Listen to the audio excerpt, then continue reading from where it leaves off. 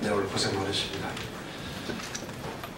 지난주 말 저희 국민의당이 중심이 되고 바른정당, 자유한국당이 적극 참여해 주었던 개헌 추진 방안에 대해서 여러 가지로 반론이 제기됐었기 때문에 제 입장을 말씀드리는 것이 도리라고 생각해서 나왔습니다.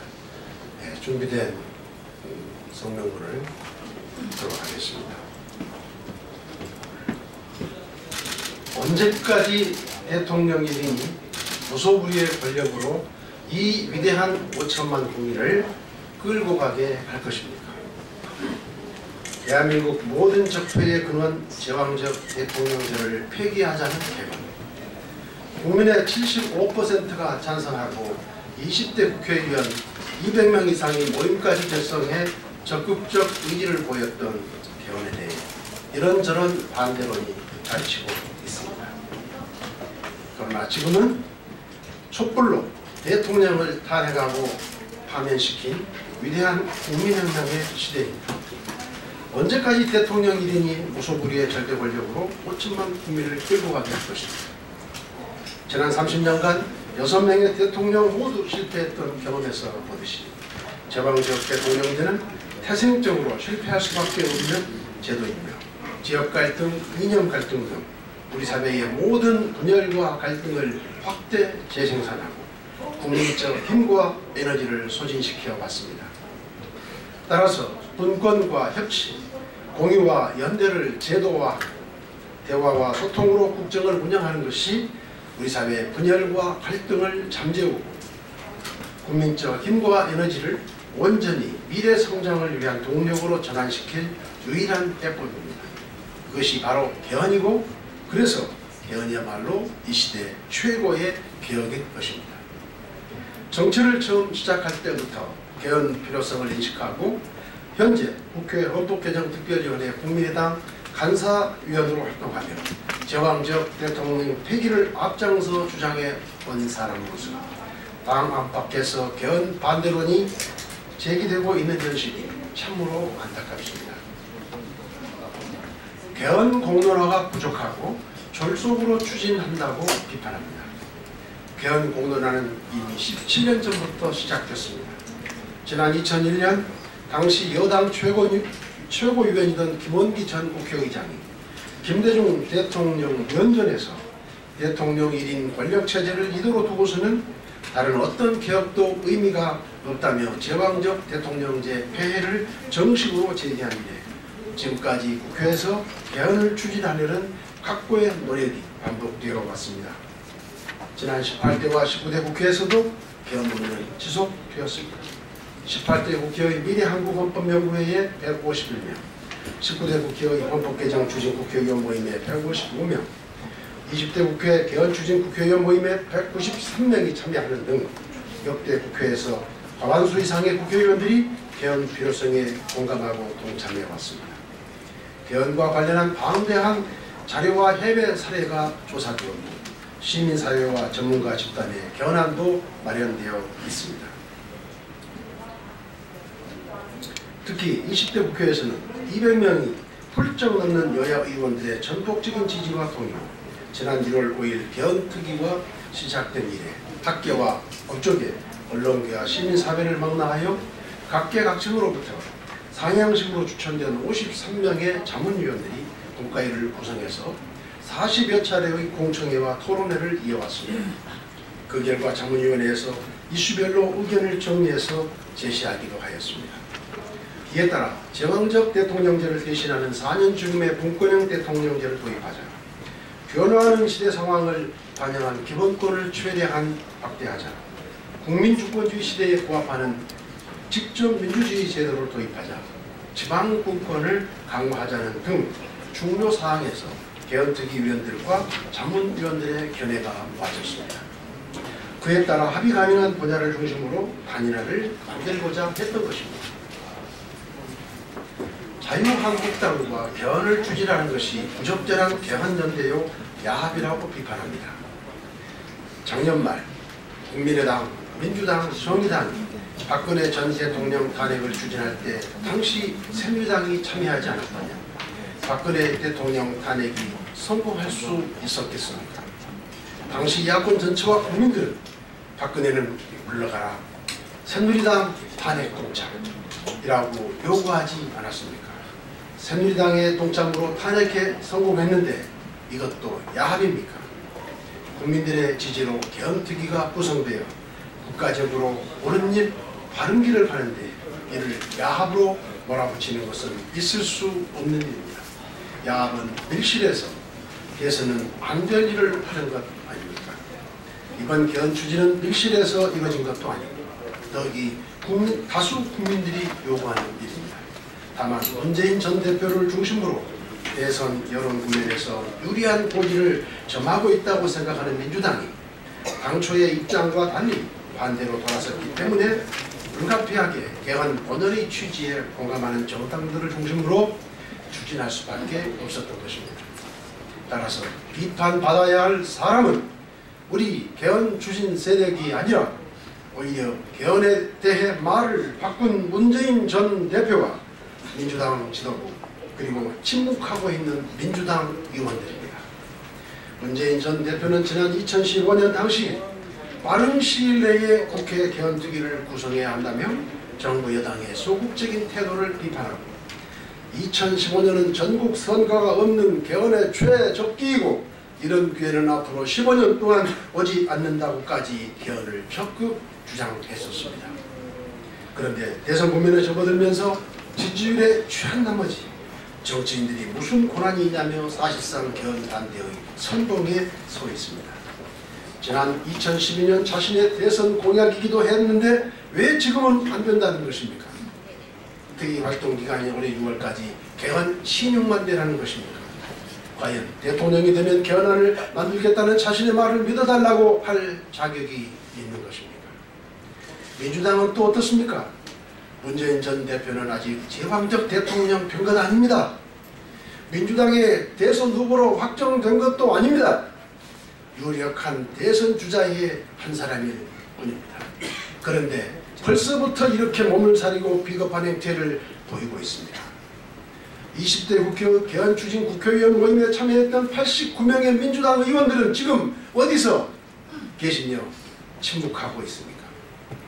이와 같은 민주당의 행태를 볼 때 만에 하나 문재인 전 대표가 제왕적 대통령이 되기라도 한다면 결국 민주당은 행정부를 비판 견제하기는커녕 청와대의 거수기로 전락할 것이 불을 보듯 뻔합니다.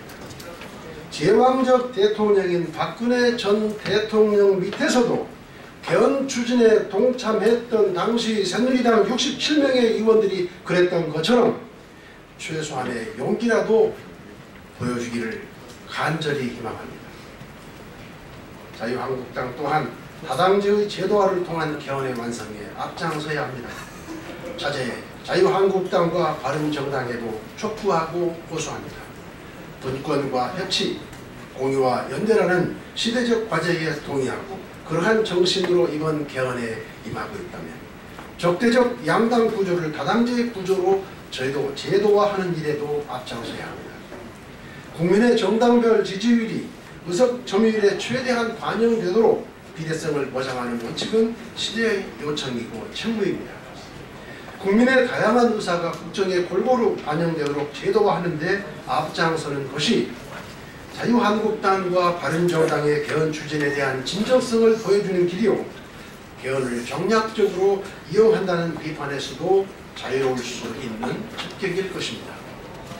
이제 어떠한 정당도 과반수 의석을 차지하겠다는 것은 바람직하지도 가능하지도 않은 헛된 욕심일 뿐입니다. 국민들께서도 과반 의석 확보를 통해 일방적으로 국정을 밀어붙이는 과거의 제왕적 정당 행태를 더 이상 용납하지도 앞장서서 견제해 주실 것으로 확신합니다. 이처럼 제왕적 대통령제의 폐기, 다당제의 제도와 국민의 변화된 의식이 삼위일체가 되어 함께 추진될 때 비로소 21세기 새로운 대한민국의 길이 열릴 것이라고 생각합니다. 문재인 전 대표가 반대하기 때문에 안 된다는 논리로 비판합니다. 개헌에 당위성에는 동의하면서도 문재인 전 대표가 반대하니까 개헌은 안 된다. 그래서 지금 추진하는 것은 불가능하다고 한다면 문재인 전 대표가 반대할 경우 개헌뿐만 아니라 다른 어떤 국가적 과제도 추진하지 않을 것인지 묻고 싶습니다. 김대중 전 대통령의 말씀에 빗대어 본다면 정치인에게는 상인의 현실 감각과 서생의 문제의식이 있어야 합니다. 그런데 이와 같은 태도는 상인의 현실 감각에는 부합할지 모르겠으나 이보다 더 중요한 서생의 문제의식에는 한참 미치지 못하는 시류양압적인 주장일 뿐입니다. 개헌이 국민적 여망이요 시대적 과제임에 동의한다면 어떤 권한과 역경이라 하더라도 이를 헤쳐나가는 것이 지도자의 도리요 정치가 해야 할 일 아닙니까? 200여 년 전 노예무역을 통해 거대한 부를 창출하고 있던 영국에서 윌리엄 윌버포스는 부당하고 반인륜적인 노예무역 폐지를 위해 미치광이 소리를 들어가며 무려 40년 동안 싸우고 또 싸웠습니다. 당시 영국은 노예무역으로 인한 부가 국민 총생산의 50%가량을 차지했다는 통계가 있을 정도로 노예무역 비중이 컸던 상황에서 동료 의원들과 국민적 반대가 극심한 가운데서도 11전 12기의 정신으로 결국 목표를 이뤄냈습니다. 옳지 않은 현실에 농감할 수 없었기 때문에 무려 40년의 험난한 길을 걸었던 것이라고 생각합니다. 개헌이 이렇게 어려운 일은 아니지 않습니까? 현실적 가능성으로만 정치를 냈었다면 이는 도저히 이룰 수 없는 불가능한 일이었을 것입니다. 대선이 중요한데 대선과 개헌을 동시에 추진해서 되겠느냐고 비판합니다. 개헌특위를 만든 이유가 무엇입니까? 물론 대선도 중요하지만 개헌도 그만큼 중요하고 절박하기 때문에 출범시켰던 것 아닙니까? 대선이 중요하고 개헌은 차후에 천천히 해도 되는 문제라면 지금 시기에 개헌특위를 만들지 말았어야 합니다. 대선과 개헌을 동시에 추진하는 것이 어렵다는 논리야말로 위대한 우리 국민의 수준을 얕보는 대단히 오만한 발상입니다. 지금 당장 어렵다고 장애물이 있다고 해서 국가적으로 반드시 해야 할 일을 미뤄서는 안 됩니다. 개헌은 국민의 힘과 지혜가 녹아 들어가 대한민국이 발전할 수 있는 유일한 길이기 때문입니다. 마지막으로 개헌을 반문연대의 고리라는 식으로 폄하하는 비판입니다. 이런 주장이야말로 개헌의 순수성과 절박성을 왜곡하는 공학적 인식에서 비롯된 논리이며 개헌 반대를 교묘하게 합리화하는 주장일 뿐입니다. 또한 이것은 문재인 전 대표가 개헌 추진에 대해 처음 약속대로 이행하지 않음으로써 자신이 수세에 몰린 나머지 궁여지책으로 여론을 호도하고자 내놓은 악의적 프레임에 불과합니다. 지금이라도 문재인 전 대표와 민주당 지도부가 개헌에 관한 당초 입장을 견지하면서 개헌특위에 성실하게 임한다면, 그래서 그 개헌 약속을 지킨다면 개헌은 실체 없는 반문연대의 고리가 아니라 강력한 친문연대의 사슬이 될 것입니다. 따라서 저는 이렇게 제안합니다. 개헌 추진을 둘러싼 논란 앞에서 과연 개헌을 어떻게 추진해야 합니까? 제왕적 대통령제가 아무런 문제가 없으니 개헌은 추진할 필요가 없다면 개헌을 할 필요가 없을 것입니다.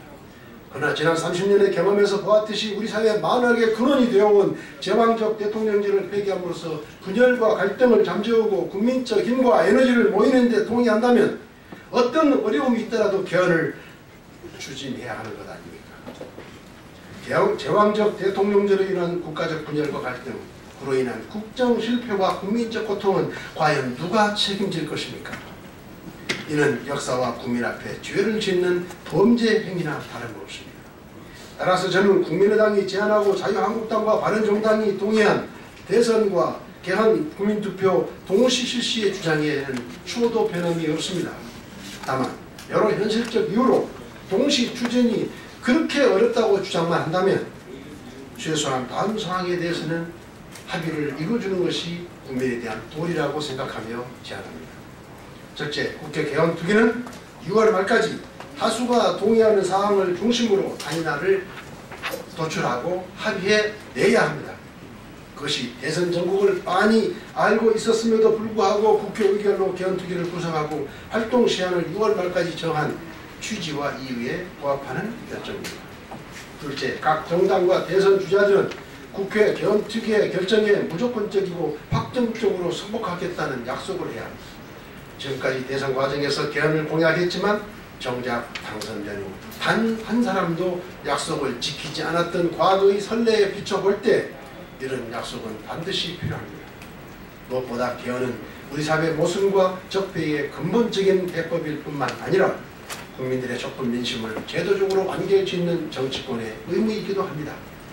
개혁의 귀결이 개헌이고 개헌의 목표가 국가 대개혁이라는 큰 틀의 국민적 공감대를 다시 한번 생각하셔서 개헌에 대한 의원님들의 따뜻한 관심과 지속적인 협조를 기대합니다. 감사합니다.